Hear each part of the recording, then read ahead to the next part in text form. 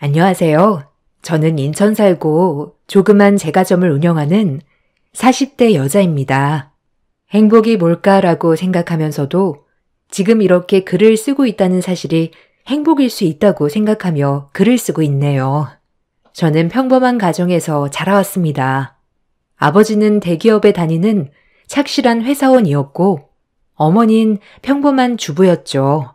그렇게 정말 남들과 다를 거 없이 평범하게 자랐어요. 시간이 흘러서 초등학교, 중학교, 고등학교까지 무사히 가게 되었고 대학교를 갈 때 무슨 과를 갈까 아주 고민이 많았어요. 인생에서 처음 느껴본 고민이었으니까요. 딱히 뭘 잘하지도 못하지도 않은 저였기에 대학교의 과를 선택하는 건 매우 어려웠습니다. 그때는 이 과를 가면 무조건 평생 이 길로만 가야 한다는 고정관념이 있었으니까요. 공부만 잘해서 좋은 학교에 합격만 하자라고 생각했었는데 막상 과를 선택하려니 너무 큰 고민이었죠. 결국 저는 부모님의 권유로 간호학과를 가게 되었습니다. 예나 지금이나 간호학과는 취업률이 좋으니까요. 전혀 나와 맞지 않을 것 같은 직업이 의외로 너무 재밌더군요. 그렇게 적성에 맞는 학교를 다니게 되었죠. 시간이 흘러 저는 과 탑으로 졸업하게 되었고 국내 빅5 병원에 간호사로서 첫 신입 출근을 하였어요. 취업은 학교 생활과는 차원이 달랐죠. 학교에서는 교수님과 공부만 열심히 잘해내면 됐던 반면 지금은 선배들 눈치도 봐야 하고 잘해도 혼나고 못하면 더 혼나는 일상이었죠. 그렇게 지친 일상을 보냈습니다. 그때는 과연 이 길이 나의 길이 맞나 싶을 정도였죠. 하지만 일하면서 저에게 한 줌의 빗줄기 같은 것이 생겼습니다. 그건 바로 직장에서 만난 인턴 의사와 사랑에 빠진 것이었어요. 전 간호사가 처음, 남자친구는 의사가 처음, 우당탕탕 신입생활을 서로에게 힘이 되어주며 버텨냈습니다. 그 덕분에 그나마 병원에 오는 것이 좋은 날도 많았으니까요. 아마 남자친구가 아니었으면 정말 퇴사를 했을 수도 있었고요. 그렇게 저희는 일을 하면서 사랑을 키워 나갔네요. 가지 않을 것 같은 시간이 가고 저도 어엿한 중간연차 간호사가 되었고 남자친구는 인턴과 레지던트를 거쳐 전문의가 되었어요. 그리고 선배가 개원한 병원에 페이닥터로 취직을 하게 되었죠. 더 이상 같은 곳에 근무하진 않았지만 그래도 서로에게 힘이 돼주는 존재 또한 여전했네요. 20대 후반이 되자 제 친구들은 슬슬 결혼을 하기 시작했어요. 친구들을 만나면 죄다 결혼 얘기뿐이었고 저한테도 역시나 돌아오는 질문은 결혼 언제 하냐는 내용이었네요. 준이야, 너 결혼 안 해? 남자친구랑 만난 지 오래되지 않았어? 너 대학 졸업하고 얼마 뒤부터 바로 만난 거니까. 아, 아직은 결혼 생각은 없어. 뭐 요즘엔 늦게 가는 추세이기도 하고. 정말 결혼 축하해. 우리 친구들 중에 네가 제일 먼저 가는 거지? 그치. 너도 얼른 가. 30 넘으면 눈만 높아진다. 지금 네 남자친구 능력 있을 때 얼른 잡아. 부모님도 은근 바라실걸? 에이, 우리 부모님은 안 그러셔. 결혼이 무슨 하고 싶다고 밀어붙여야 하는 것도 아니고 천천히 생각해 봐야지. 안 그래, 오히려. 너 진짜 빨리 잡아야 한다. 네 남자친구 훈남이지, 의사지. 게다가 친절하지. 결혼하면 얼마나 잘해줄 거야? 무조건 결혼 밀어붙여.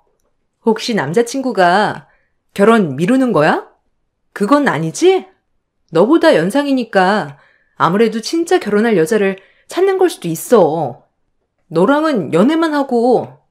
그러니까 그런 생각 들기 전에 얼른 잡아버려. 알겠지? 준이가 주는 청첩장 받고 싶다. 아, 그래 뭐. 결혼을 한다면 지금 남자친구랑은 생각하고 싶긴 한데 아직은 좀 이른 것 같아서 좋은 소식 있으면 들려줄게. 주변에서 오히려 제 결혼에 대해 왈가왈부하기 시작했네요. 아무래도 저에게 빨리 남자친구를 잡아야 한다는 둥, 얼른 결혼을 해야 한다는 둥 보채기 시작했어요. 전 이런 것들이 점점 스트레스가 되기 시작하였고요. 이 시기에 저는 뭐가 그렇게 마음이 급했는지, 남들 다 하는 결혼이라 그랬는지 결혼에 점점 목을 매게 되었어요. 지금 생각하면 참 한심하죠. 그렇게 친구들을 만나고 올 때면 저는 한껏 스트레스를 받아 남자친구에게 표출하기도 하였죠.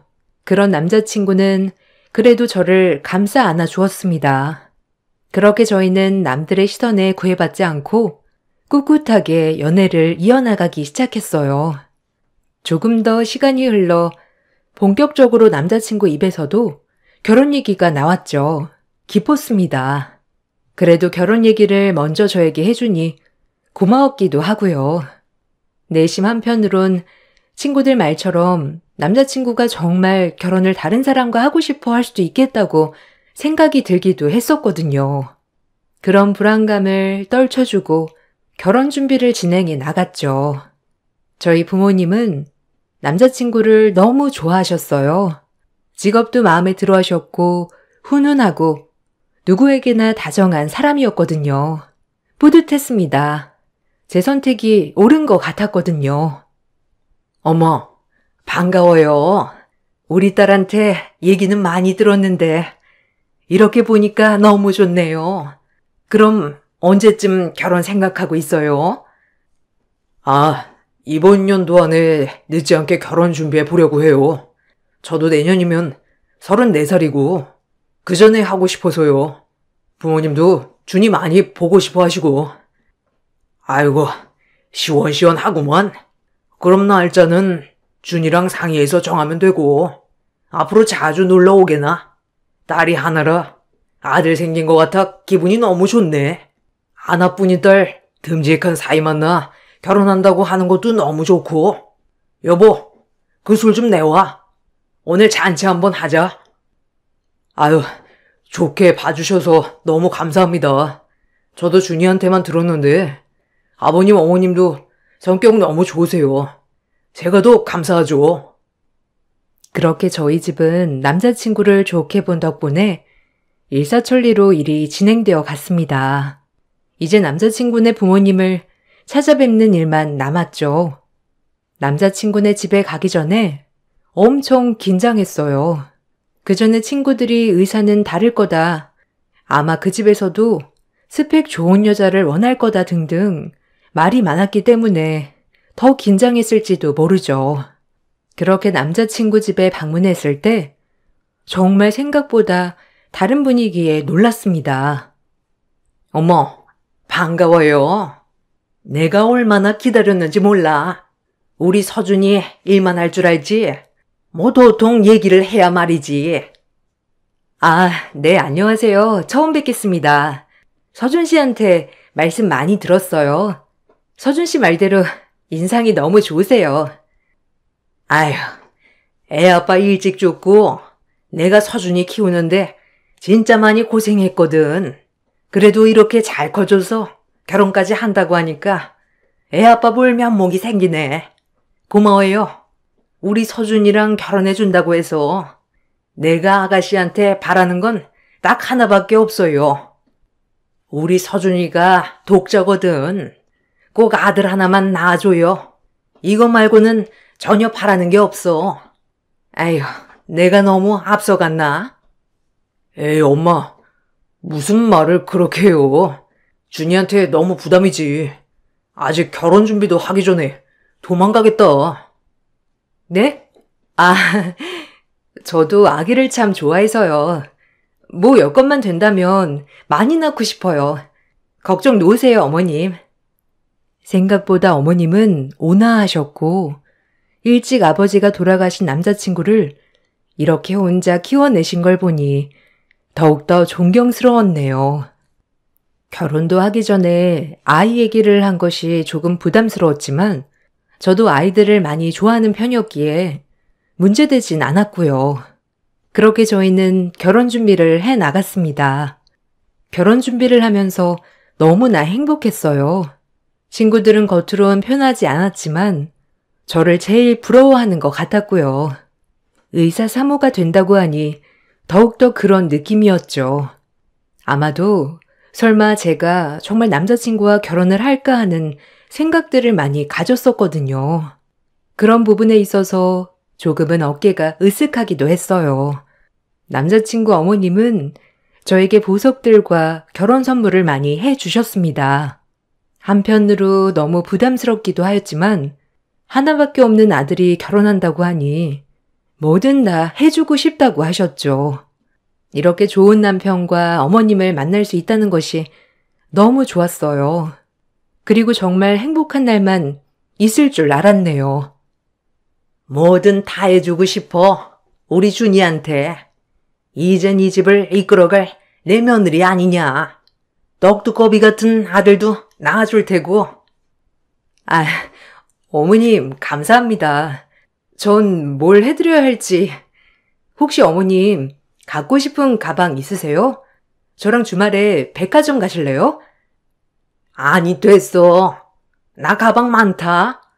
나중에 우리 집 오면 내가 안 쓰는 가방들도 몇 개 챙겨주마. 요즘 애들이 아주 좋아하는 브랜드야.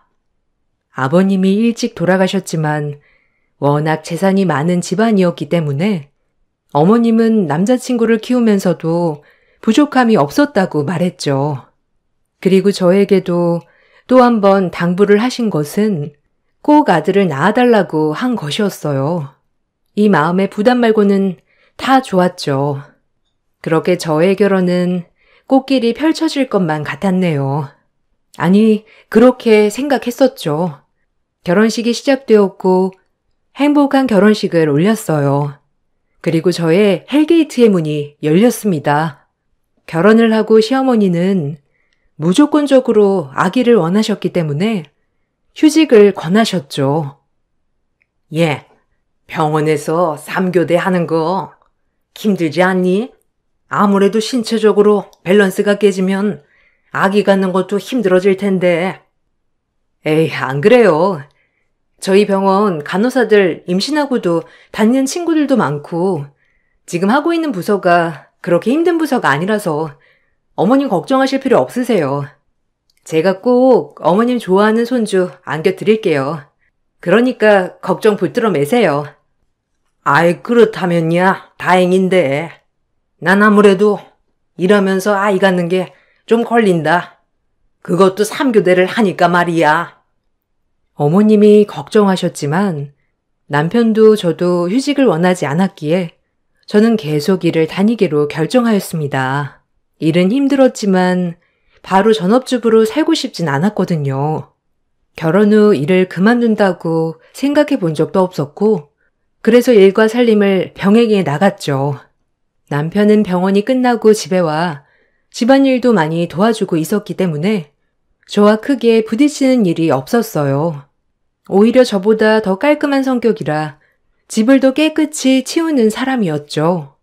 어머님이 좋아하는 아들 손주 하나만 안겨주면 저희는 문제될 게 없는 가족이었어요.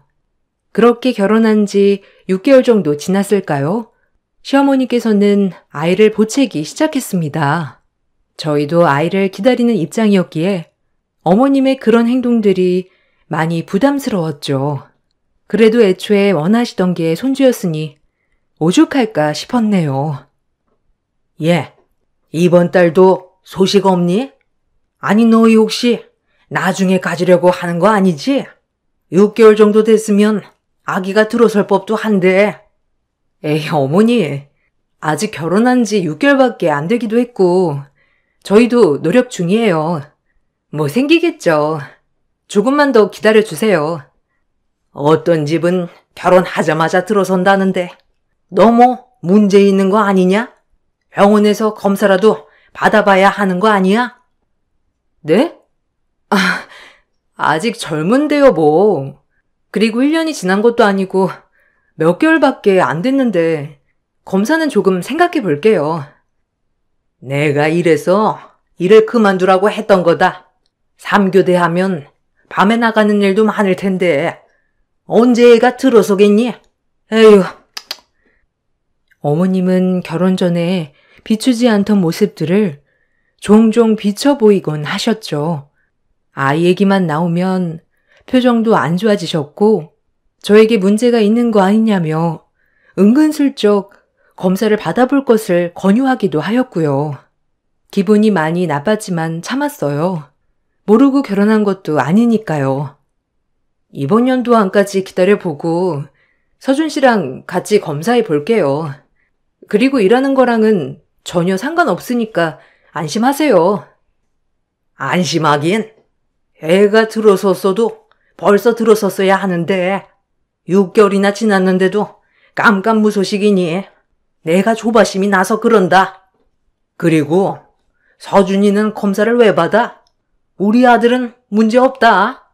너부터 받아봐라. 너 내가 말했지? 난 아들 손주 하나면 된다. 어머님은 저에게 문제가 있는 것이라며 검사를 재촉하셨지만 아직 시기상조 같아 검사를 미뤘습니다. 이게 반복이 되니 어머니와도 고부 갈등이 생겼죠. 철저히 손주 문제 때문에 어머니와 갈등이 빚어졌어요. 어머님이 아이에 집착할수록 저는 남편에게 이야기를 하면서 불만을 토로하는 일이 많아졌죠. 행복할 줄만 알았던 결혼 생활이 점점 기분 나쁜 일로 얼룩져 갔습니다. 어머님, 오늘 또 왔다 가셨어. 나 출근하는 거 정말 싫어하셔. 일하는 것 때문에 애 안 생긴다고. 자기가 말 좀 해주면 안 돼? 아, 엄마 알잖아. 결혼 전부터 손주만 낳아달라고 했던 거. 그냥 그러려니 해. 옛날 분이라 그러셔. 네가 이해하면 안 돼? 오죽하면 내가 자기한테 이런 말을 하겠어. 좀 작작하셔야지. 한 달에 한 번씩 꼬박꼬박 이번 달은 소식 없냐 이러시는데 우리가 무슨 몇 년 된 부부도 아니고 고작 6개월인데 오늘은 나 검사 받아보라고 하셨어. 자기가 옆에서 말 좀 잘해줘. 아, 알겠어. 내가 엄마한테 잘 알아듣게 설명할게. 그러니까 너도 좀 그러려니 해봐. 엄마가 외로우셔서 그런 거니까. 알겠어. 나도 그러려니 둥글게 생각할게. 자기한테 짜증내려고 한 건 아닌데 오늘 어머님이 검사까지 받아보라고 막 화내시니까 나도 모르게 스트레스 받았었나 봐. 자기가 이해해주라. 요즘 일도 그렇고 몸도 지치고 심적으로도 그러네. 알겠다며 저를 토닥여주는 남편을 보고 괜히 화를 냈나 싶어 미안한 마음이 들었어요. 그리고 어머님의 손주 집착은 아들이랑 단둘이 외롭게 살아서 그런 거라며 이해해보려고 했고요. 만약 이번 연도 안에 정말 임신이 되지 않는다면 남편과 난임병원을 꼭 가봐야겠다고 생각했습니다. 그렇게 시간이 흘렀고 결혼한 지 1년이 되었죠. 역시 저희에겐 임신 소식이 들리지 않았네요. 너 조금만 기다려달란 게 벌써 1년이다. 이래도 내가 널 보채는 거냐? 애초에 진작 검사 받아봤으면 얼마나 좋아? 죄송해요, 어머니. 내일 병원 예약이라 가볼 거예요. 저랑 서준 씨 젊으니까 금방 생길 거예요. 좀 기다려주세요, 어머니. 너 일이 문제라니까. 내가 그렇게 3교대 하지 말라고 했는데 고집을 부려서 너 아주 사람 화나게 하는 것도 가지가지다. 일이랑은 상관없어요, 어머니. 저희 병원 직원들, 임신한 직원들도 많고요. 그러니까 임신이랑 일은 엮지 말아주세요. 아니, 밤에 집구석에 들어와야 애가 생기지. 밤에 기어나가는데 애가 생기겠냐? 아유, 속 터져. 미련해서 애원. 너 결혼 전엔 안 그러더니 왜 이렇게 미련충이가 됐냐? 내 말 못 알아듣냐? 내가 너한테 많은 거 원한 것도 아니고 고작 임신인데 남들 다 아는 임신 하나 못해서 내 입에서 큰 소리를 나게 만들어? 아유, 열불나 진짜. 내 친구들은 벌써 할미 소리 들어가면서 어찌나 자랑을 하는지. 1년이 돼도 임신이 되지 않자 어머님은 더 큰 소리를 내며 저를 다그쳤어요. 저 역시도 이젠 진짜 병원에 가봐야겠다고 생각했고요. 다음 날이 되어 전 난임병원에 갔습니다. 남편도 무조건 같이 가려고 했지만 스케줄상 저 혼자 가게 되었어요. 약간 남편이 꺼려하기도 했고요. 저부터 먼저 검사를 받아보자는 생각으로 이것저것 검사를 받았죠. 나팔관 조영술부터 시작해서 난소 나이 검사까지 모든 검사를 마친 후 결과는 놀랍게도 정상이었습니다. 기능들도 다 좋다고 했고요. 그래서 의아했네요. 임신이 왜 안 되는 건지. 아무래도 남편분도 오셔서 정액검사를 해보셔야 더 정확하실 것 같은데요. 두 분 다 문제가 없는 경우에는 원인불명 난임이 되기도 하고요. 남편분의 정자에 문제가 있는 걸 수도 있고요. 요새는 남자 문제로 난임인 경우도 굉장히 많아서요. 아, 그럼 저는 문제 없는 걸까요? 자궁이라든지 난소 나이라든지 그래도 저도 30대라 걱정이 됐거든요. 비타민 D 수치가 좀 떨어져 있는 거 말고는 문제 없으세요. 난소 기능도 괜찮으시고요. 이런 경우엔 남편분 검사에 따라서 자연 임신을 더 시도해 볼지 아니면 인공수정이나 시험관을 할지 결정이 될 것 같네요. 빠른 시일 내에 남편 정액검사 예약하세요. 순간 망치로 머리를 맞은 듯 했습니다. 제가 아닌 남편 쪽에 문제가 있을 수도 있다니요. 이 얘기를 어떻게 남편에게 꺼내야 할까 싶어 머릿속으론 고민을 거듭했죠. 그래도 아이를 낳아야 하니 말을 할 수밖에 없었어요. 그래서 결국 남편에게 얘기를 꺼냈죠. 저기, 나 오늘 병원 다녀왔는데 지난번에 검사한 거 있잖아. 아무 문제 없다고 하는데 아무래도 난임병원이니까 남편도 검사 받길 권유하더라고. 자기 혹시 시간 맞춰서 병원 예약할 수 있어? 어머님도 아기 너무 기다리시니까 나도 마음이 좀 급해지네. 뭐? 내가 검사 받으라고? 나는 문제 없다니까. 그럼 생기겠지. 너도 문제 없다며. 조금만 더 기다려보자 그럼. 남편은 앉아서 이렇게 태평한 소리만 하고 있었죠. 정작 시어머니에게 닥달당하는 건 저였거든요. 저는 가만히 있을 수 없어 남편을 몇 날 며칠 설득하여 결국 검사를 받게 했습니다. 이것조차도 마음에 안 들었지만 한 번만 검사한다는 조건으로 검사를 했죠. 결과는 남편의 기형정자가 문제가 되었어요. 다른 것은 괜찮으나 정자 중에 기형정자가 많다는 거였어요. 그래서 임신율이 떨어졌던 거였고요. 병원에선 시험관 아니면 인공수정을 권했습니다. 자연 임신도 가능하긴 하나 확률이 희박하다는 것이었죠. 결국 전 인공수정을 먼저 해보기로 하였어요.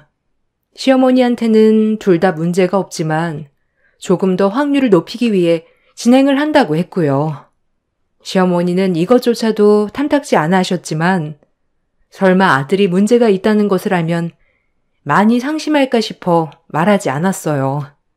전 그리고 임신에 전념하기 위해 병원을 그만뒀습니다. 그리고 임신에 전념했죠. 총 인공수정 3회, 시험관 12번. 남들에겐 쉬운 임신이 저에겐 어려웠어요. 그렇게 저는 8년 동안 시도했죠.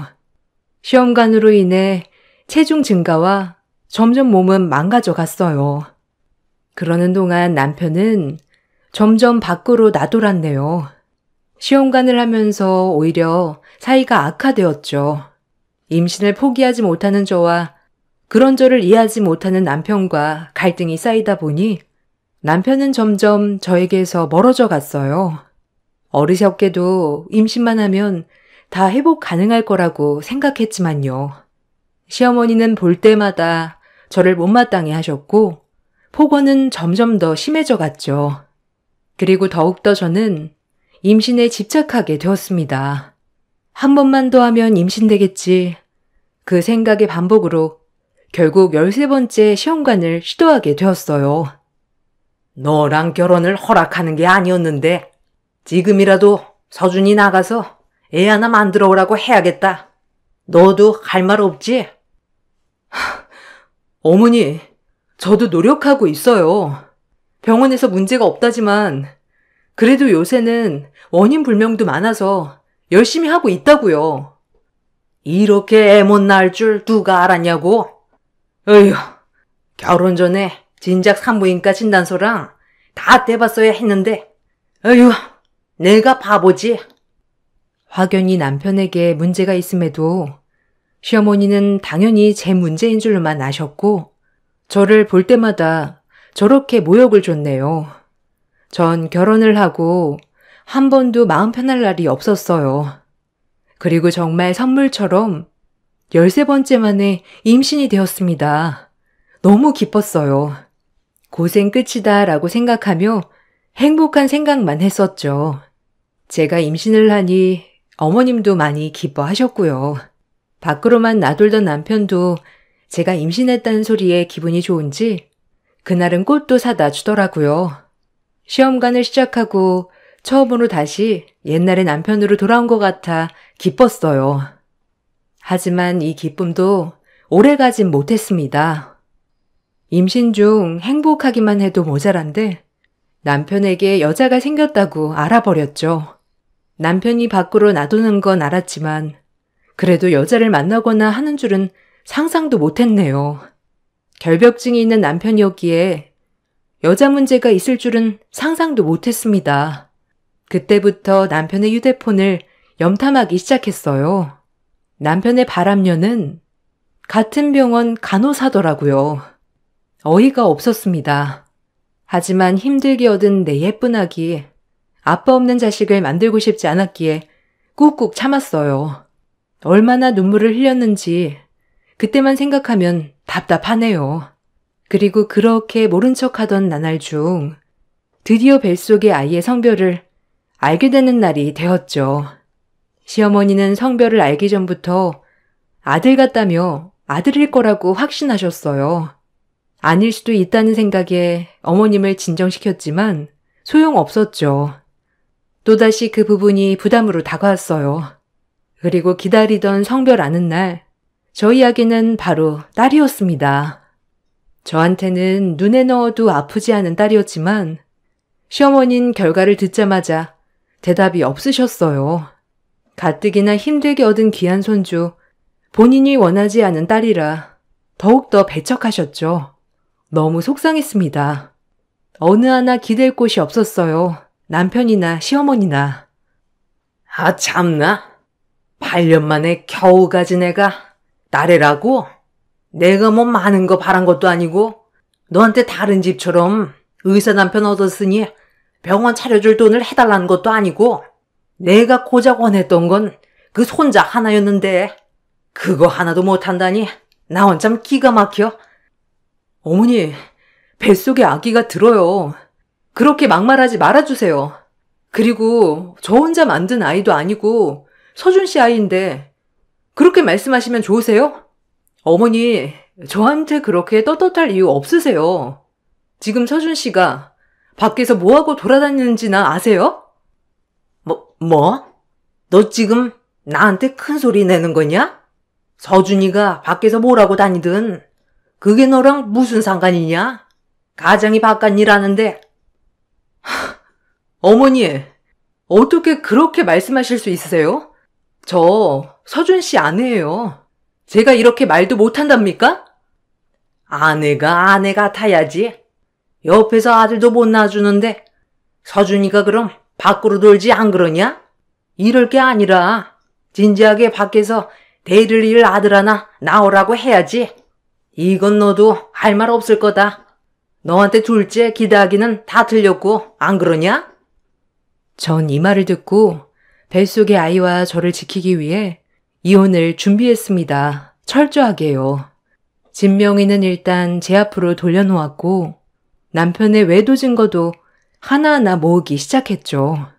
처음엔 아빠 없이 어떻게 키우나 했지만 이런 아빠와 할머니 아래서 크는 것보단 부족하지만 엄마의 사랑을 듬뿍 받으며 행복하게 사는 게 나을 것 같았기 때문이에요. 그때부터 저는 시어머니와 남편의 외면에도 철저히 알랑거리며 제 남편 명의로 되어 있는 부동산도 제 앞으로 해놓았어요.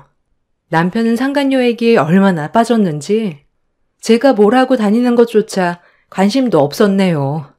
그렇게 저는 외로이 뱃속에 아이를 품으며 홀로 싸움을 준비해 나갔습니다. 그리고 엄마의 불행한 태교에도 제 딸아이는 건강히 잘 자라주어 무사히 출산할 수 있게 되었어요. 출산 후 조리원을 들어가는 순간에도 시어머니와 남편은 오지 않았습니다. 첫 임신 때 꽃다발 한 번 준 뒤로 어머니께 무슨 소리를 들었는지 저에겐 관심조차 없었네요. 혼자서 이혼을 준비하고 있어서 그런지 슬프지도 않았고요. 그렇게 조리원을 퇴소하고 저희 집에서 저는 몸조리를 하고 있었죠.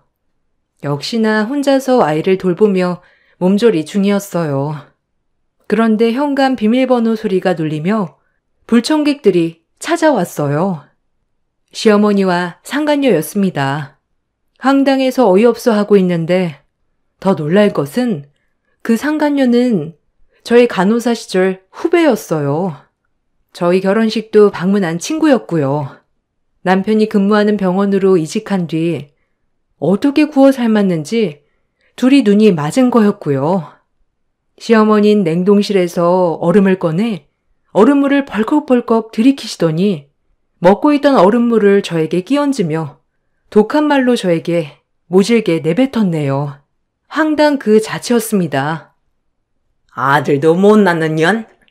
안방 주인 왔으니 당장 내주거라. 빈몸으로 결혼했으니 가지고 갈 건 없겠지? 우리 서준이도 새 출발해야지. 시어머니의 말이 끝나기가 무섭게 웃음이 터져 나왔습니다. 그동안 철저히 이혼 준비를 해왔거든요. 오히려 반가운 소리였네요. 만세 한번 외쳐도 될까요? 만세! 만세! 만세! 오늘은 나가드릴게요. 내일 다시 올게요. 이 집 제 명이거든요. 여기 있어도 어머님 나가실 것 같지도 않고 제가 오늘은 친정으로 갈게요. 그리고 소송 시작할 거예요. 그이한테도 전해주세요. 아참, 우리 남편이 널 만날 줄은 몰랐네. 너 내 남편 고자인 것도 아니? 내가 시험관을 왜 13번을 했는데 남편이 말 안 하디? 어머님, 아들 어떡해요? 그래요. 어디 이 상간녀한테 아들 손주 보시고 잘 살아보세요. 오히려 감사하네요. 그리고 당할 수만은 없죠. 전 양동이에 물 한 바가지를 푸고 시어머니와 상간녀한테 뿌렸습니다. 저만 물을 맞을 수 없으니까요. 시어머니와 상간녀는 소리를 질러댔죠. 어디다 물을 뿌려? 창피할 줄 모르고 뻔뻔한 노인네 같으니라고. 대우해줄 때 작작해, 알겠어? 그리고 너 고자랑 잘 살아봐라. 하고 저희 딸을 데리고 뛰쳐나왔습니다. 바로 변호사 사무실로 향했죠. 그리고 다음날 소장을 보냈어요. 이혼 소장. 물론 후배 상간녀한테도요. 그리고 전 어느 정도의 재산을 제 명의로 해놓았기에 남편과 시어머니는 길길이 날뛰기 시작했죠. 아주 고소했습니다. 네가 재산을 빼돌려? 그게 무사할 것 같아? 하나 미친 것? 아주 독한 것? 앞에서 내내 하면서 뒤에서 뒤통수를 쳐? 제가 뭘요? 저 이 집에서 이 정도는 누릴만 하지 않나요? 남편 외도에 시어머니 폭언에 이 정도는 제가 당연히 받아야죠. 뭐? 당연해? 그게 어떤 재산인데? 내가 너 같은 걸 들이지 말았어야 했는데. 아이고, 집안을 말아먹었네. 저것 때문에. 어머님, 멍청한 아들을 탓해야죠. 여자에 미쳐서 지 재산 털리는 줄도 모르고 저러고 돌아다녔는데 안 그래요? 아니 자기가 저한테 양도해준 것도 많아요. 제가 이럴 줄 몰랐겠죠. 자기 편하게 돌아다니려고 아무 말 없이 해준 거겠죠? 멍청한 아들을 탓하세요. 아셨어요? 의사면 뭐예요? 상식이 없는데. 의사 빼곤 볼 거 있나요? 참나 어이가 없어서. 네가 내 뒤통수를 칠 줄 알았냐? 세금 덜 내게 한다고 도장 찍으라고 할 땐 언제고? 날 이용해? 네가 그러고 무사할 줄 알아? 넌 닥쳐. 할 말도 없으니까 너한테는. 내가 너 때문에 고생한 것만 생각하면 이가 갈려 알아? 그래도 고맙다. 덕분에 노후엔 편해졌어. 내 딸이랑 나랑 잘 먹고 잘 살게. 그게 애비 된 도리라고 생각해. 어차피 크면서 애비 노릇 할 일 없을 테니까. 알겠니? 이 멍청이야. 워낙 건물이 많아 세금을 조금이라도 덜 내려고 제 앞으로 명의 이전해준 것들이 자기 발등을 찍은 거였죠. 멍청한 사람 같으니라고. 밖으로 나돌기 위해 귀찮으니까 그냥 바로 찍어준 도장들이 이런 결과를 불러올지 그땐 몰랐겠죠. 참 한심한 인간이네요. 남편과 제 사이에 아이도 있기 때문에 양육비도 지급받을 수 있었어요. 그리고 결과는 제가 승소했고 친권, 양육권 모두 저에게 있었네요. 시어머니는 아들의 정자가 기형정자라는 소리에 쇼크를 많이 받았고요. 하자 있는 게 며느리가 아니라 자기 아들이었다니. 후배 간호사도 남편의 재산을 보고 접근한 것 같은데 어느 정도 저한테 분할해주고 나머지 제 명의로 해놓은 것 빼면 의사 빼곤 볼 게 없는 남자기에 소문에 헤어졌다고 하더라고요. 얼마나 고소하던지. 이혼을 하고도 눈물 한 방울 안 나왔어요. 그나마 그 끔찍한 곳에서 저희 딸아이를 만난 것이 가장 큰 선물 같았어요. 그리고 저는 싱글맘으로서 홀로서기에 도전했습니다. 엄마의 도움으로 딸을 양육하며 제가 제빵을 배워 지금 운영하고 있는 제과점을 조그맣게 오픈했고요. 가게 자리가 좋아서 그런지 오픈 때부터 지금까지 바쁜 나날을 보내고 있네요. 딸아이는 저희 엄마와 아빠 그리고 제 사랑 덕분에 해맑게 크고 있는 중입니다. 시어머니는 딸이라고 그렇게 무시하더니 자기 아들이 대를 잇기 힘들다고 느꼈는지 딱 한 번 제 딸을 보고 싶다고 연락이 왔고요. 물론 답장도 하지 않고 바로 차단해 버렸네요. 이제 그 집구석이라면 끔찍하거든요. 제 인생에 있어 정말 후회스러운 결혼이지만 정말 인생 공부를 톡톡히 할 수 있었어요. 살면서 후회를 절대 안 할 수는 없겠지만 후회를 만회하는 법도 배웠고요. 그리고 이젠 제 딸아이의 엄마로서 부끄럽지 않은 삶을 살려고 노력하고 있습니다. 글을 쓰다 보니 참 수고했다 나 자신이라고 생각이 드네요. 앞으로도 더 열심히 살아가야겠다 느끼는 중입니다. 이 글을 읽으시는 분들, 제 글 읽어주셔서 너무 감사합니다.